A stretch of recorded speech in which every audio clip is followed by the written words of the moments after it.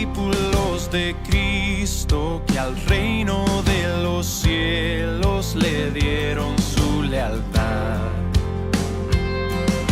Siervos que ante él se postran.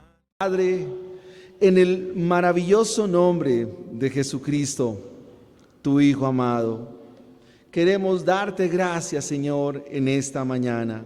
Gracias por tu santísima palabra, Dios mío, la cual permítenos hoy escuchar. Pedro nos va a decir que tenemos la palabra profética más segura, la cual hacemos bien en estar atentos como una antorcha que alumbra el corazón oscuro hasta que el lucero de la mañana salga en nuestros corazones. Padre, gracias. Gracias, Señor, por tus hijos. Gracias, Señor, por esta tu iglesia, por los niños, Señor, por mis hermanos, por mi hogar, por mi esposa, mis hijas, Señor, por mis hermanos varones, por mis hermanas. Gracias, Señor, por tu iglesia, Dios. Permítenos hoy escuchar tu palabra. Ayúdame, soy débil, no soy digno de estar aquí, Señor. Todo lo contrario, no lo merezco, Señor.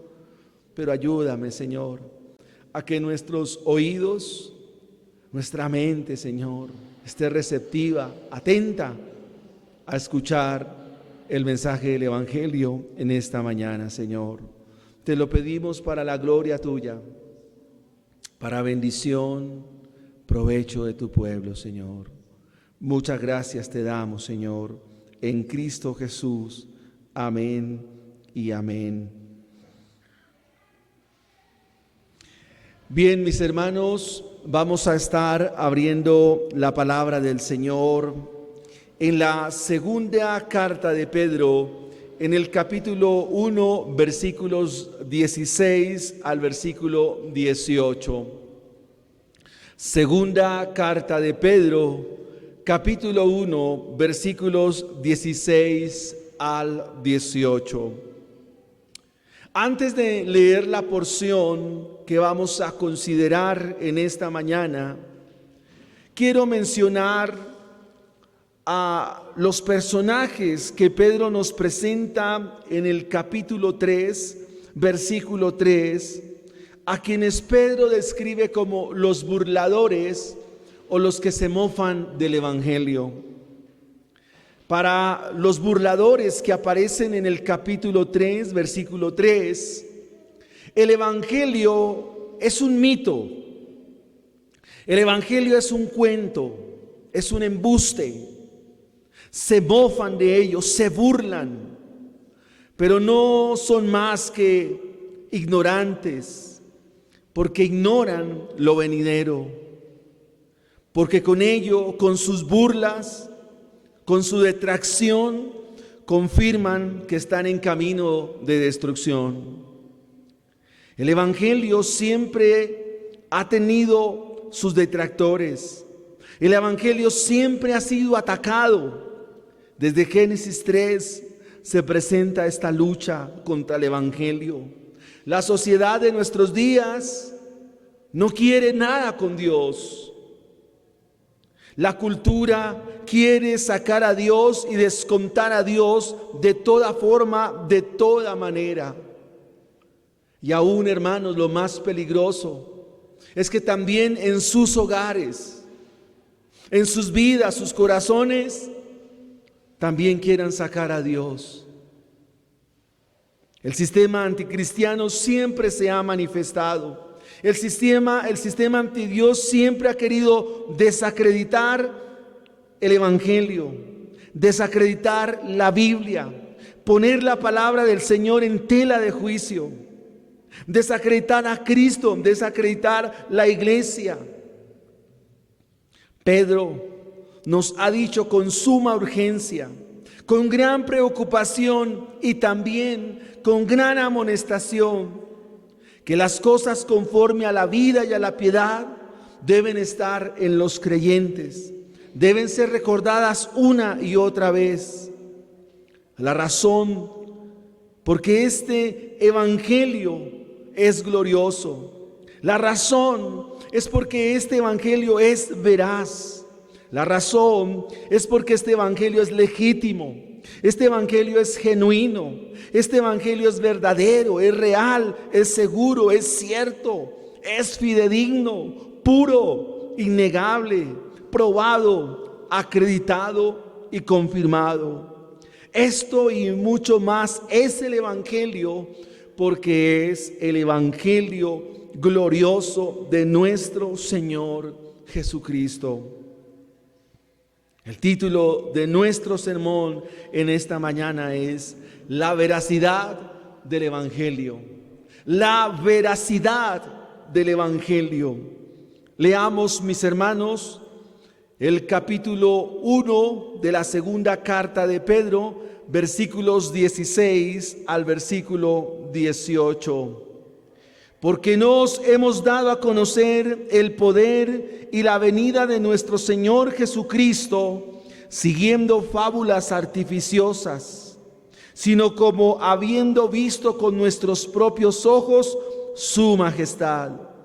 Pues cuando Él recibió de Dios Padre honra y gloria, le fue enviada desde la magnífica gloria una voz que decía: Este es mi Hijo amado, en el cual tengo complacencia.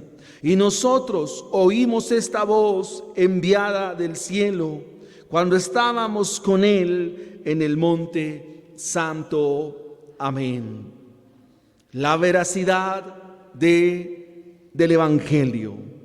Quisiera entonces presentar a ustedes la pregunta que traza nuestro sermón en esta mañana, y es: ¿por qué el evangelio es veraz?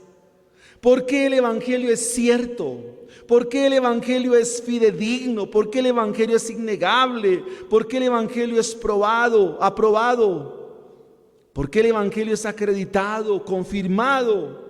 ¿Por qué el evangelio es veraz? Y lo primero que vamos a ver en esta mañana es que el evangelio es veraz, porque el evangelio no es una fábula. El evangelio no es una fábula. Veamos lo que dice el versículo 16. Porque nos hemos dado a conocer el poder y la venida de nuestro Señor Jesucristo, siguiendo fábulas artificiosas. El evangelio no es una fábula. El poder y la venida de nuestro Señor Jesucristo se había predicado, se estaba predicando y debe ser predicado. Esta verdad del evangelio de que Cristo volverá es una verdad fehaciente en las Escrituras. Es una verdad que aparece en todo el Nuevo Testamento y en el Antiguo Testamento. El poder y la venida de nuestro Señor Jesucristo es parte importante del evangelio, es la médula central del evangelio. Esta es una verdad, pero como siempre ha aparecido la falsedad y el engaño para arrancar esta verdad de los creyentes, arrancar esta verdad del corazón de la iglesia, buscando torcer la verdad de Dios, siempre se ha manifestado la detracción para anular de nuestras mentes dicha verdad. En nuestros días, este asunto de la venida de nuestro Señor Jesucristo es un tema olvidado en la iglesia. Es un tema que no aparece en la predicación de nuestros días. Y hoy Pedro nos quiere recordar esta verdad y nos quiere indicar, amados hermanos, que Cristo volverá. Cristo vendrá por segunda vez. Cristo vendrá. Él se despide de sus discípulos y al final del libro de Apocalipsis diciendo: he aquí, vengo pronto, vuelvo pronto, volveré pronto, dice nuestro Señor. Sin embargo, estos que creen que esto no es cierto, siempre están haciendo preguntas para poner en tela de juicio tales verdades, como ocurrió allí en Génesis capítulo 3. En segunda de Pedro capítulo 3, versículo 4, ellos preguntan: ¿y dónde está la promesa de su advenimiento? Es una pregunta que es capciosa porque busca a la cristiandad de aquel entonces hacerlos perder de vista la esperanza que tenemos como iglesia. Para estos burladores, el poder y la venida del Señor es un cuento, es una fábula. Pero Pedro nos dice, guiado por el Espíritu de Dios, que la poderosa venida del Señor es una realidad. No es un cuento supersticioso, no es un engaño, no es un embuste. Pedro dice, porque no os hemos dado a conocer. Pedro está involucrando a aquellos que estuvieron con él en el monte santo, a Jacobo y a Juan.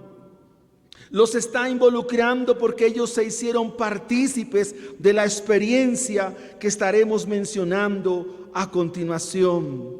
Ellos estaban allí y fueron testigos oculares de tal maravilla, de tal esplendor. Pedro dice, no os hemos dado a conocer. Y esta palabra conocer es una palabra muy interesante, norizo, que hace referencia a presentar o mostrar el Evangelio de manera personal, de manera contundente, de manera real, como indicando que es verdad, que fue cierto, que no es un cuento, que no es algo inventado, no es un mito, no es una leyenda. Él dice, yo a ustedes no les he presentado el Evangelio, no les hemos presentado el Evangelio y la venida del Señor siguiendo cuentos. El Evangelio no es un cuento, el Evangelio no es una fábula, el Evangelio no es una invención humana, el Evangelio es real. Por eso el Evangelio es veraz. El Evangelio no es una mentira. El Evangelio no es un cuento de hadas. Tanto la resurrección como la venida del Señor son parte vital y son parte esencial de la predicación de este Evangelio. En esto se sustenta nuestra fe. Hermanos, Cristo vendrá. Su venida será con gran poder y gloria. Así lo afirma y lo sostiene la Escritura. Nuestro Señor Jesucristo aparecerá sobre las nubes del cielo.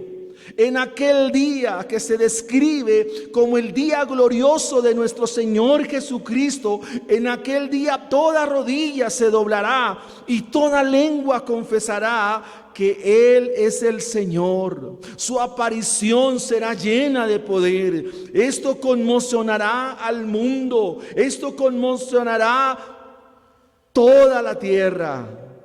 Pero amados hermanos, este día también se le conoce como el día espantoso, como el día terrible del Señor, el día de la ira de Dios.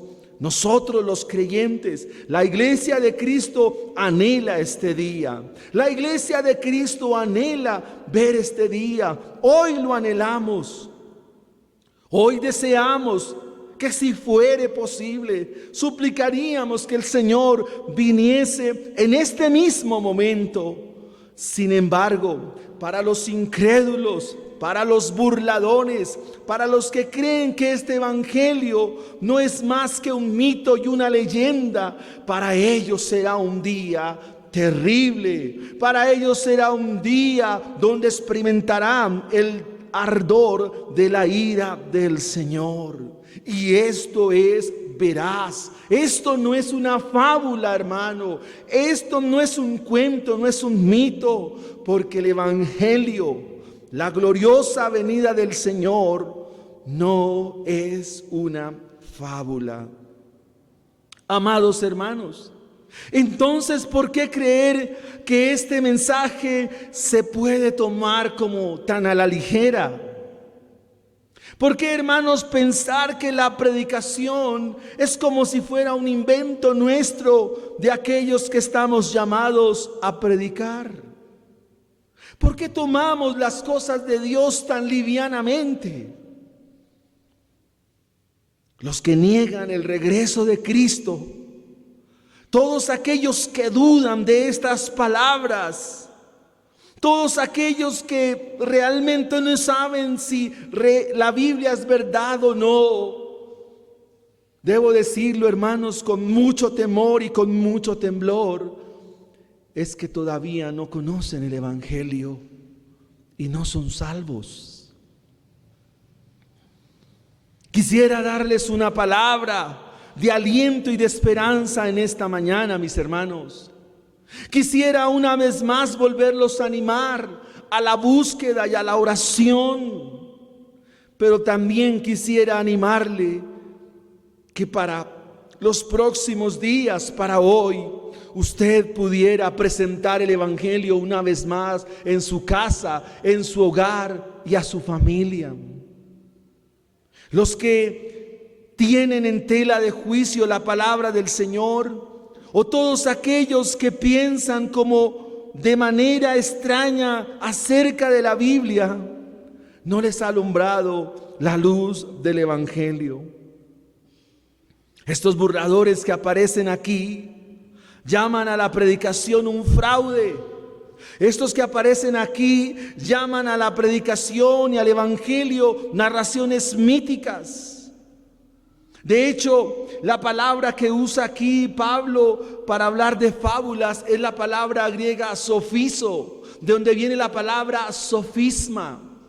Y la palabra artificiosa, la palabra mutos, que significa mito, leyenda, cuento. Así que, mis amados hermanos, este asunto que nos presenta Pedro aquí es muy serio.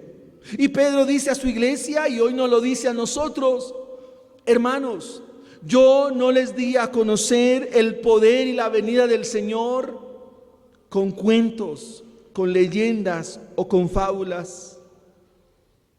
Y esto nos lleva a hacer una aplicación dentro del texto, y es que, hermano, para ti el Evangelio no puede ser una idea. Para ti el Evangelio no puede ser algo extraño, porque una idea no te salva. Un sueño no puede ser tu Evangelio. Una interpretación extraña y equívoca del Evangelio no puede ser el fundamento de tu fe. Muchos que han intentado reinterpretar, reevaluar y reconducir en el infierno y reconducir el Evangelio han terminado o terminarán en el infierno. El Evangelio no son sueños. El Evangelio no son visiones. El Evangelio no son intuiciones. El Evangelio es veraz. El Evangelio es real, es único, es inerrante, suficiente, genuino y verdadero. Pedro nos dijo en el versículo 14 que él ya está a punto de morir. Él está a punto de partir de esta tierra y quiere que recordemos estas cosas. Quiere que recordemos que el Evangelio no es una fábula, no es un embuste, no es un cuento. El Evangelio es muy, pero muy veraz. La veracidad del Evangelio. Veamos en segunda instancia que el Evangelio es veraz, porque el Evangelio es innegable y glorioso. El Evangelio es innegable y glorioso. La segunda parte del versículo 16 se entrelaza con el versículo 17 y nos dice: sino como habiendo visto con nuestros propios ojos su majestad. Solamente un individuo que está sin el entendimiento, sin la comprensión del Evangelio, se atreve a negar la gloria del Evangelio. Cuando una persona niega del Evangelio, cuando una persona lo toma en poco, cuando no lo cree, porque la incredulidad es el peor pecado en el ser humano. La incredulidad es el pecado que atesta la vida y el corazón de un individuo, porque lo lleva a la perdición. Y ser incrédulo es equivalente a negar el evangelio. Pedro dice, sino como habiendo visto con nuestros propios ojos su majestad. En otras palabras, una persona que niega el evangelio está sin salvación. Una persona que niega el evangelio y que se vuelve un detractor de ello va a confundir cualquier cosa con el evangelio. Quizás ideologías, fantasías, humanismo, todo esto lo confundirá con el evangelio. Y aún lo que es peor, el error, la mentira y el engaño lo abrazará, porque a eso lo inclina su corazón. Es decir, que una persona que niega el evangelio, una persona que no teme al evangelio, sencillamente se inclina a otras cosas. Como lo mencioné antes, abraza el error, abraza la mentira y abraza el engaño. El apóstol trae a la mente de sus destinatarios primarios que él estaba en el monte y que con él estaba Jacobo y Juan. Y él dice, nosotros le hemos predicado a ustedes el evangelio porque lo hemos visto con nuestros propios ojos. Los que estaban con él en el monte santo, dice Pedro, lo vimos, lo observamos, fuimos testigos oculares, estuvimos ahí. Estos hombres vieron y vivieron esta experiencia. Solo quien está sin fe niega el evangelio, y este hecho es innegable, porque ellos vieron la misma majestad del Señor. Pensemos en algo, hermanos, en esta mañana. ¿Quién puede negarle a Pedro, a Jacobo y a Juan, hombres conocidos en el primer siglo de la era cristiana, que no estuvieron allí? ¿Quién puede refutarle a ellos que no tuvieron tal experiencia? Eso hace de ellos instrumentos para confirmar que el evangelio no se puede negar. Esto hace de estos hombres verdad suficiente, porque ellos vieron la gloria misma de Cristo. Por eso el evangelio es innegable. El evangelio es glorioso. Y es que esta palabra majestad que aparece aquí es una palabra muy interesante.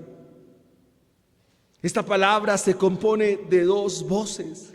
La primera es mega y la otra es leiotes, para hablar de magnificencia, para hablar de esplendor, para hablar de grandeza. Y esta palabra es la que se traduce desde el Antiguo Testamento para hablar de la misma gloria de Jehová, el Dios Altísimo. Por ejemplo, en el Salmo 21 se dice, grande es tu gloria en tu salvación, honra y majestad has puesto sobre él.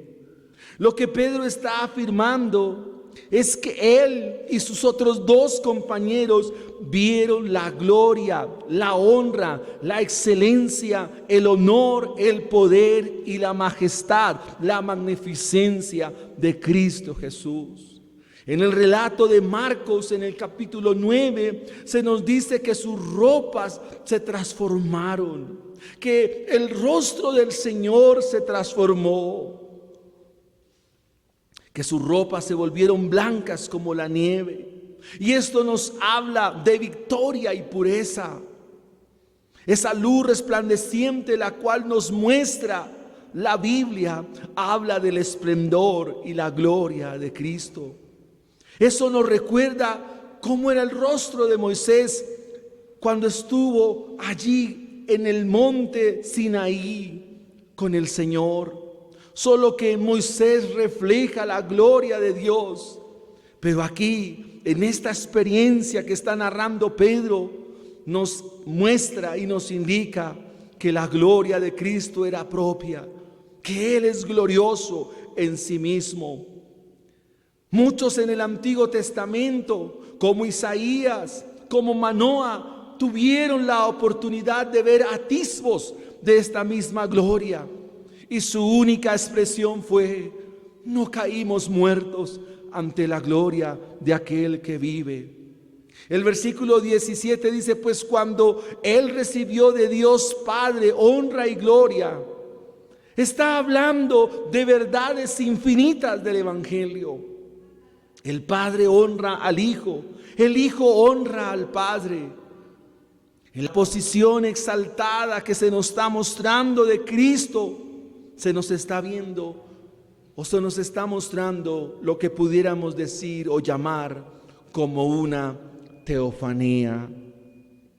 No quisiera pasar por alto algo que me parece supremamente importante en este punto, y es la gloria que el Padre da al Hijo. En nuestros días, amados hermanos, tenemos muchos grupos religiosos que niegan a Cristo Jesús. En nuestros días tenemos sectas religiosas que niegan la divinidad de Cristo. La Biblia aquí nos está diciendo que el mismo Padre honra al Hijo. Y si el Padre honra al Hijo, ¿por qué hay unos grupos religiosos que no lo honran?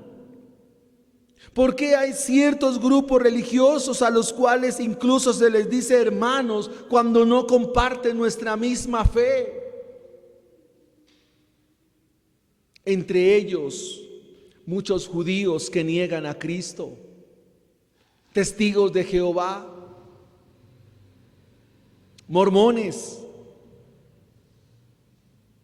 y otras sectas que aparecen en nuestros días negando la divinidad de Cristo, negando que Cristo es Dios.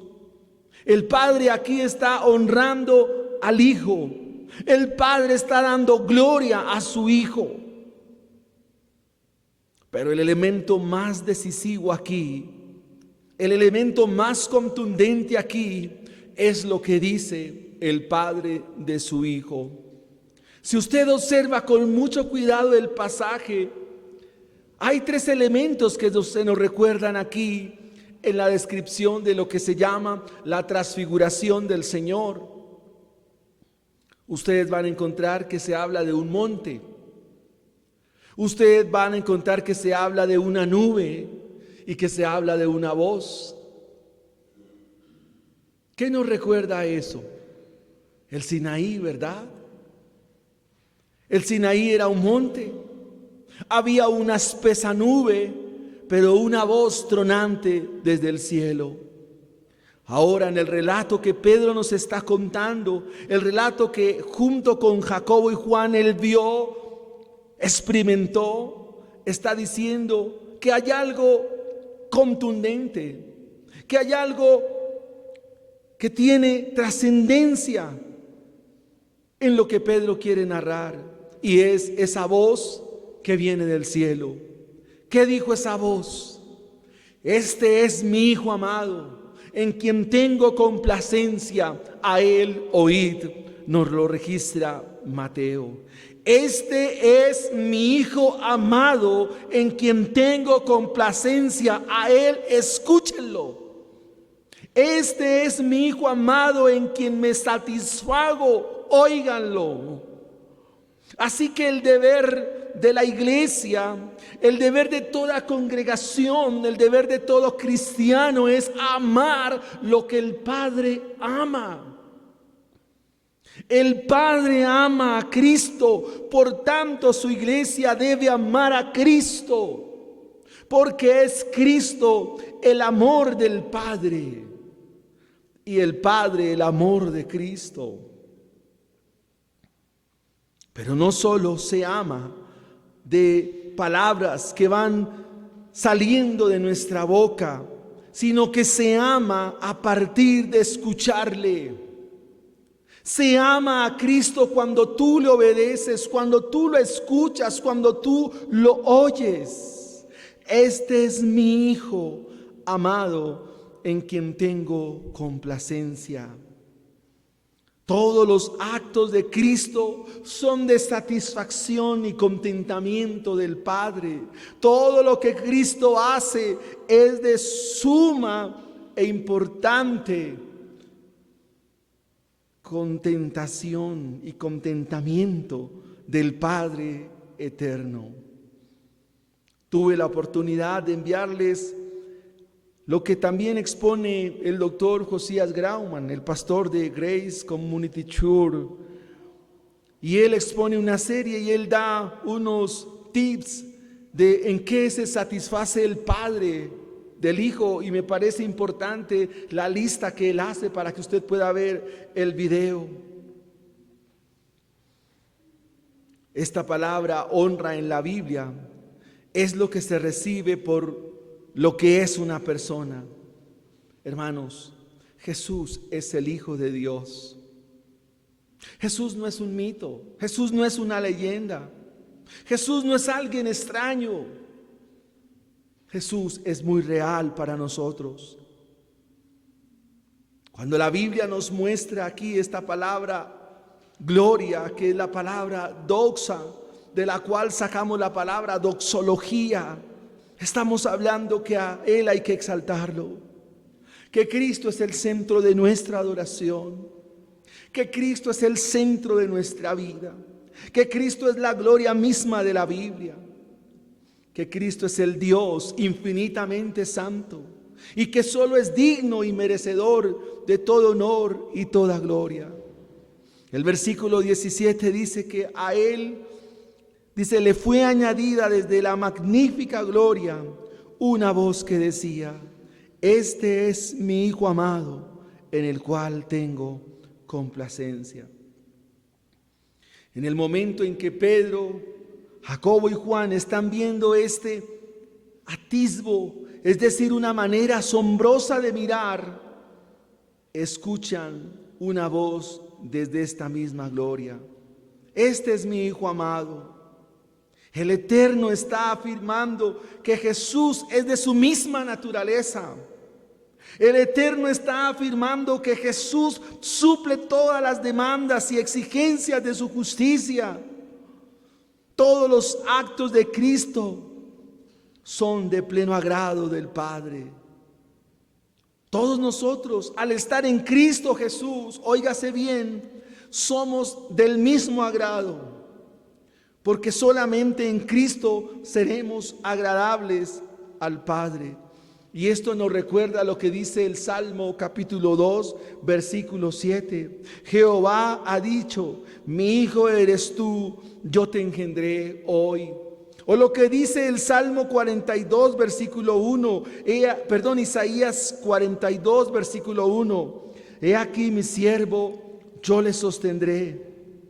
Mi escogido, en quien mi alma tiene contentamiento. He puesto sobre él mi espíritu, él traerá justicia a las naciones.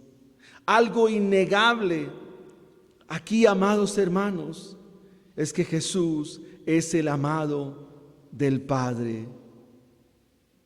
Es un deber nuestro amar a Cristo. Es una consigna en nuestra mente amar a Cristo.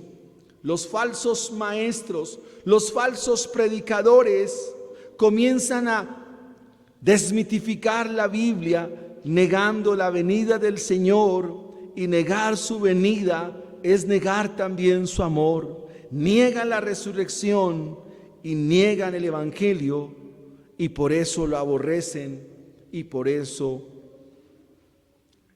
terminan en perdición.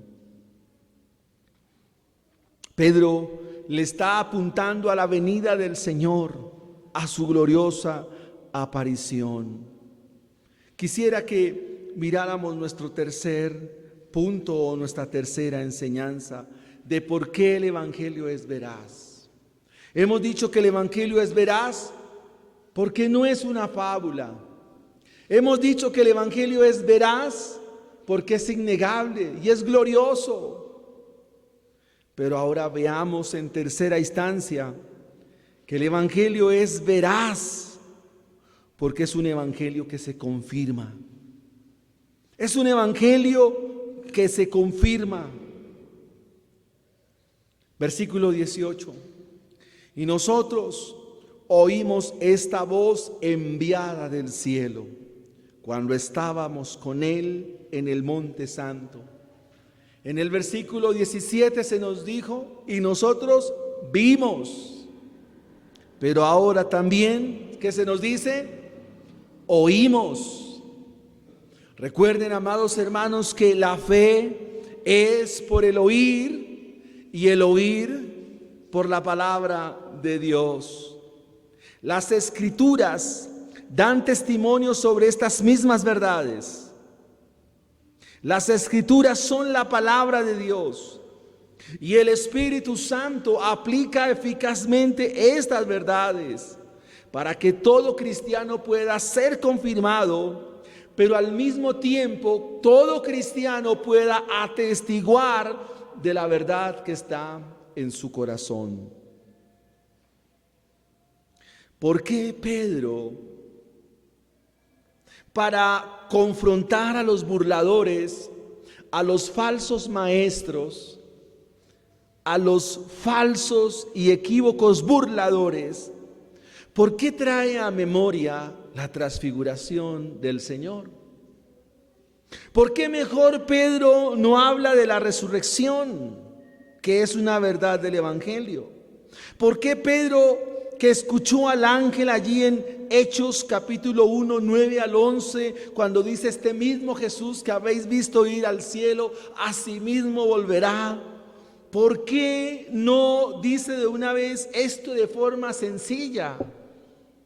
¿Por qué Pedro trae a colación su experiencia vista, su experiencia vivida de la transfiguración allí en Marcos capítulo 9 del 1 al 7? ¿Por qué Pedro se toma este trabajo antes de morir y decirle a la iglesia a la cual escribe su segunda carta que es necesario tener en cuenta este aspecto? ¿Por qué? Bien, porque el relato que nos presenta Pedro y que lo escribe Juan Marcos allí en 9, está mostrándole a sus discípulos y sus seguidores que ellos no morirían sin antes ver la gloria del reino, que ellos no morirían sin antes ver la gloria de Cristo tal como Él es en su gloria y su poder. Para poder indicar y mostrar, era necesario que ellos, como hombres que estuvieron con Jesús, pudieran contar todo lo suficiente y todo lo que se necesita para predicar este glorioso evangelio. En Marcos capítulo 9, versículo 1 se nos dice que el Señor les está narrando que Él va a ir a Jerusalén y que va a morir, que el Hijo del Hombre debe ser entregado, pero que al tercer día resucitará.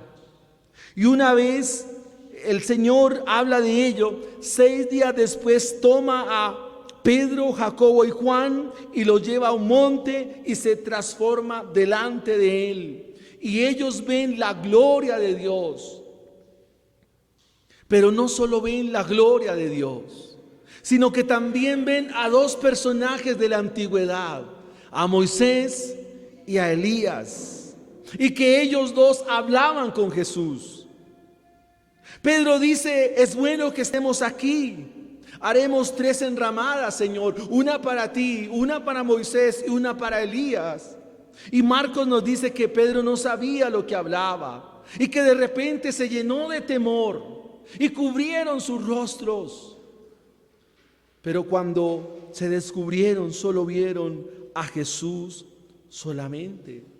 Ellos escucharon la voz, vivieron esta experiencia, pero preguntémonos una vez más, ¿por qué Pedro, para hablar a esta iglesia, trae ese momento de la transfiguración? ¿Por qué? ¿Por qué se usa de esta experiencia?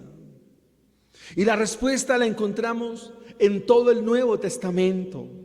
Queridos hermanos, este evangelio se confirma porque no es una fábula, porque es innegable, porque es glorioso y porque cuando se habla de la gloria de Dios o se habla de la gloria de Cristo, estamos hablando de su misma presencia. La palabra que se usa para venida, retorno o regreso es la palabra griega parousia o parusía y significa presencia, significa la presencia de Dios. Eso quiere decir, amados hermanos, que cuando el Señor vuelva de los cielos, cuando el Señor retorne de los cielos, cuando el Señor regrese, su iglesia y todos verán la misma gloria de Dios. Y Juan nos ayuda en el capítulo 1, en el capítulo 3 de su primera carta, versículo 2, cuando nos dice: amados, ahora somos hijos de Dios. Aún no se ha manifestado lo que hemos de ser, pero sabemos que cuando Cristo se manifieste, seremos semejantes a Él, porque le veremos tal como Él es, en su gloria y su poder. Esta experiencia que Pedro narra y que está contando como testigo ocular y como testigo auricular, está describiendo que así será la venida del Señor. Los escritores usan esta palabra venida para indicar la misma gloria de Cristo. Los escritores del Nuevo Testamento hablan de la gloria de Dios como hablar de su misma presencia, su gloriosa presencia. En el Antiguo Testamento y en el Nuevo Testamento se menciona que para atestiguar de alguien o de algo se requiere de testigos. Y por eso Pedro dice: no, esto no es una experiencia mía, no, yo no estaba solo, yo estaba con dos más. Sus nombres son Juan y sus nombres son Jacobo. Yo estaba allí. Y esto está verificando lo que la misma Biblia enseña en todo el Antiguo Testamento.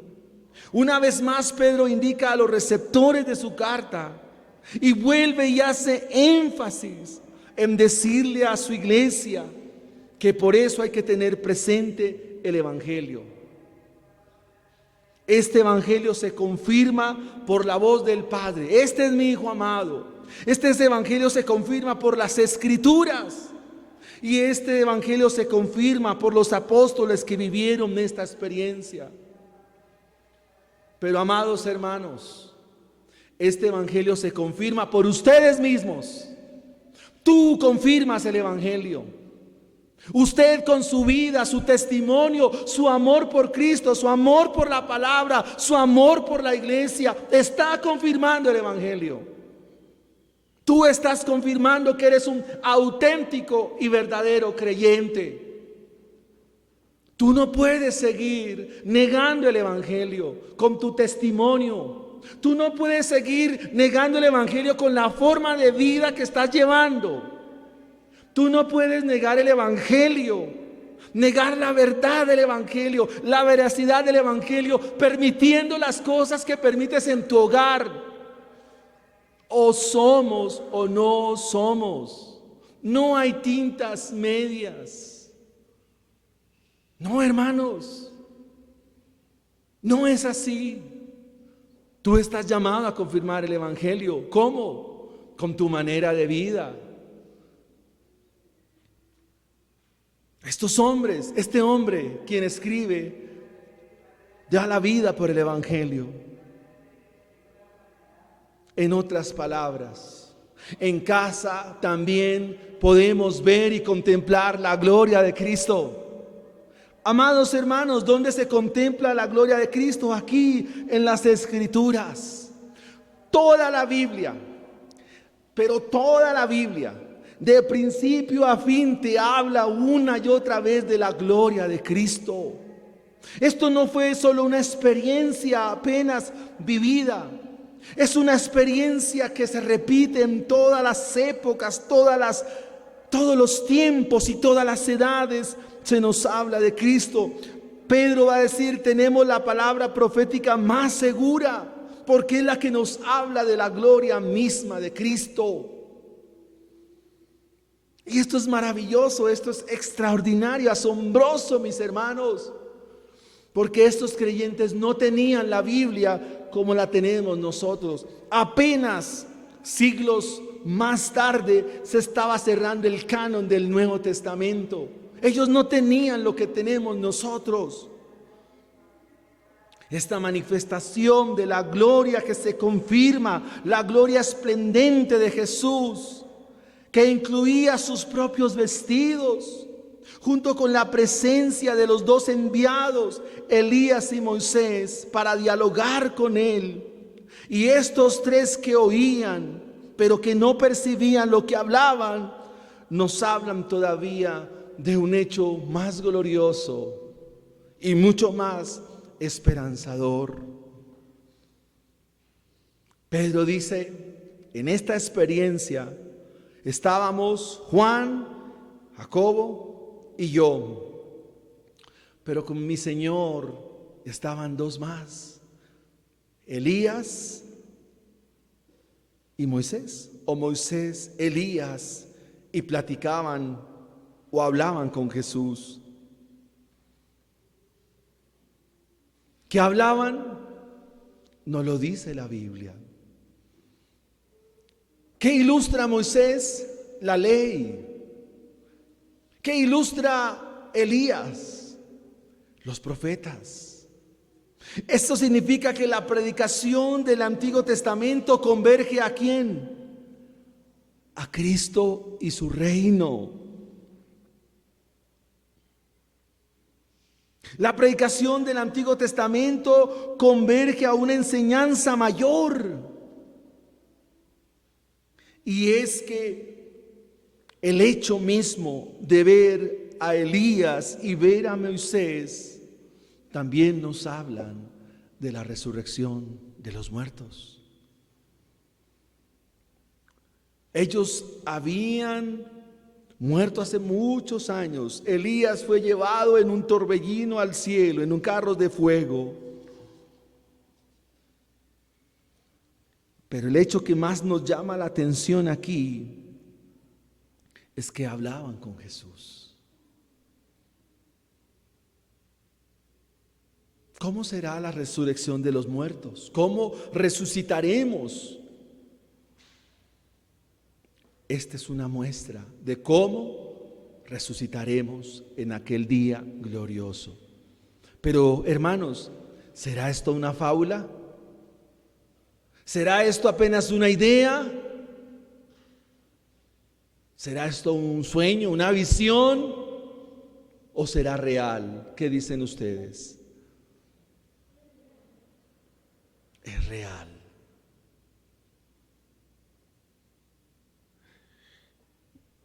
Los días de diciembre para mí no son muy gratos, porque me acuerdan que hace muchos años viví el duelo con mi madre. Ella falleció en un diciembre. Y recuerdo que en el cementerio había un letrero que decía: yo soy la resurrección y la vida, y el que cree en mí, aunque esté muerto, vivirá. También esta semana meditaba en el texto de Pablo a los tesalonicenses en el capítulo 4, que dice: porque si creemos que Jesús murió y resucitó, así traerá Dios con Jesús a los que durmieron en Él. ¡Qué esperanza tan gloriosa tenemos los hijos de Dios! ¡Qué esperanza se nos muestra aquí!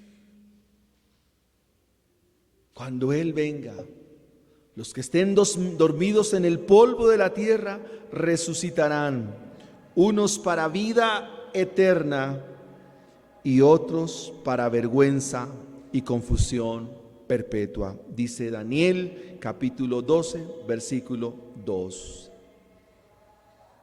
Quisiera terminar con algunas aplicaciones, mis hermanos. La veracidad del Evangelio. ¿Cómo mi vida muestra que el Evangelio no es una fábula?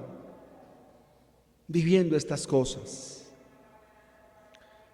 Recordemos, hermanos, que todas las cosas que son conforme a la vida y a la piedad nos han sido dadas, para que viviendo en ellas los demás vean que el Evangelio no es una fábula, hermanos. Amados hermanos, queridos hermanos, estás llamado a vivir el Evangelio. Estás llamado a ser santo. Estás llamado a ser santa, porque eso eres, santo, santa. Estás llamado a ordenar tu vida, hermanos. Estamos llamados a arreglar las cosas delante de nuestro Dios. Esta es una verdad del Evangelio. Las consecuencias de que el Evangelio esté en nuestra vida nos llevan, amados hermanos, a arreglar nuestra vida delante de Dios. No podemos darnos el lujo de que la gente hable del Evangelio. De por sí ya hay muchos detractores del Evangelio. De por sí hay muchos que se burlan del Evangelio. De por sí hay gente que se mofa del Evangelio. Pero que no sea por la causa de nosotros. Que por causa nuestra el Evangelio no sea blasfemado. Que por causa nuestra el Evangelio no sea vituperado. Porque eres responsable. Estás escuchando hoy. El Evangelio proviene de Dios y Él tiene sus mensajeros y hablan en verdad y hablan de forma fidedigna, de manera fiel. Queridos hermanos, querida iglesia, ustedes pueden ver la gloria de Cristo en las Escrituras. Quisiera que nos sentáramos a la luz de nuestros discipulados y enseñanzas que vivimos en sus hogares y que ustedes pudieran preguntarse: ¿cómo veo a Cristo en la Biblia? Cuando tenemos la oportunidad de visitarles y quizás de pasar un tiempo con usted, porque Cristo está en las páginas de la Biblia. ¿Has oído que el Señor volverá? Que vendrá pronto. Esto para la iglesia es motivo de gozo, motivo de alegría, hermanos. Y Él pide que todos nosotros nos preparemos para este encuentro glorioso. Que recordemos cada hora, cada momento el Evangelio. Que estemos muy alerta, muy despiertos, pues del día y la hora nadie lo sabe, pero Él viene, Él vendrá pronto. Es probable que hasta aquí para usted el Evangelio no sea cierto, y es una pregunta que vamos a responder, porque si el Evangelio no es cierto, entonces lo que vamos a ministrar hoy, la cena del Señor, no es cierta. Usted estará comiendo como cuando se toma una gaseosa o digiere algún alimento. No es cierto. Hermanos, amigos, no quisiera que ustedes se tomaran este asunto del Evangelio a la ligera. que se lo tomaran de manera folclórica, deportiva, quizás, porque esto es muy serio, hermanos. Espero que no lo estés tomando de manera superficial. En otras palabras, quizás no haya certeza de Cristo en tu vida. Todo lo contrario, tú vienes creyendo son ideas, engaños, mentiras. Quiero decirte algo, si tú crees así, estás en serios problemas. Tú no vas rumbo al cielo, vas rumbo a la destrucción. Esto no te salva a ti, no te salva.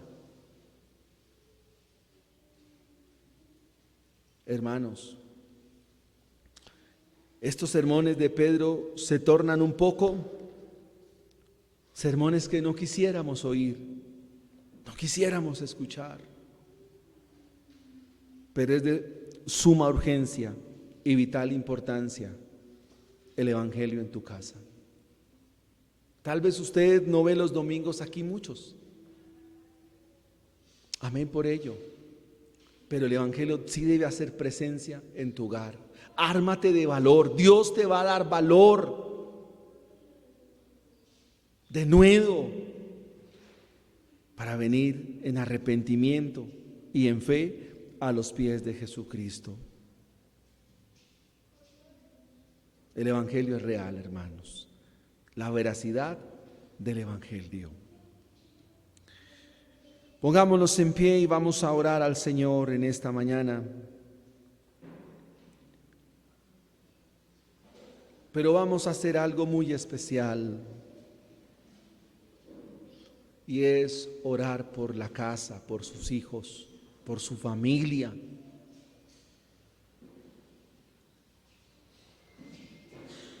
Y bueno, nuestro hermano Felipe hoy nos comparte de la cena. Entonces voy a pedirle a Gabriel que junto con Felipe puedan repartir los elementos de la cena. Vamos a orar mientras tanto y vamos a orar al Señor. Padre glorioso que estás en el cielo, sea tu nombre santo y magnificado. Bendito Dios, Señor, ayuda a la iglesia y ayuda a mis hermanos. Ayúdanos, Señor, a cada uno de nosotros. Padre Santo, Señor, ¿a quién iremos si solo tú tienes esas palabras de vida eterna? Este Evangelio no es una fábula. Oh Señor, es real, es veraz.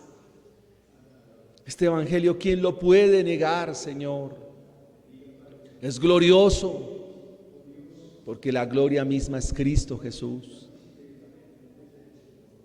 Señor, este Evangelio se confirma, Dios mío, porque lo confirmas tú mismo, Señor.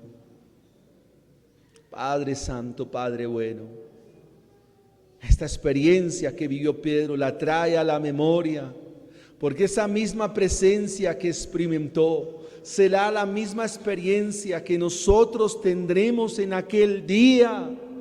En aquel día te contemplaremos en tu gloria y tu poder.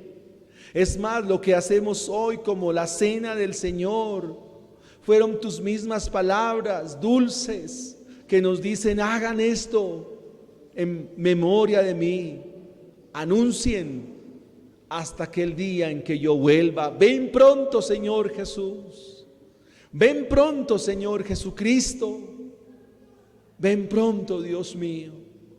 Ven pronto, Dios amado. Te esperamos, Señor Jesucristo. Esperamos tu venida gloriosa.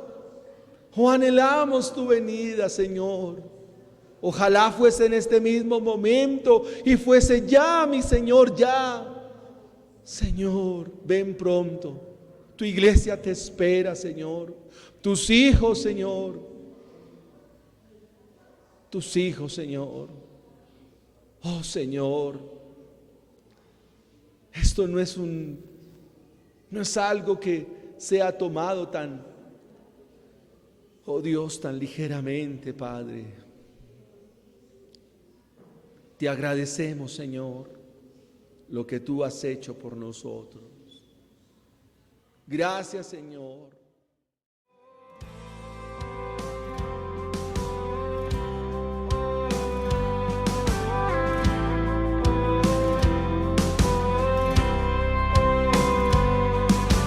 Fieles discípulos de Cristo que al reino de los cielos le dieron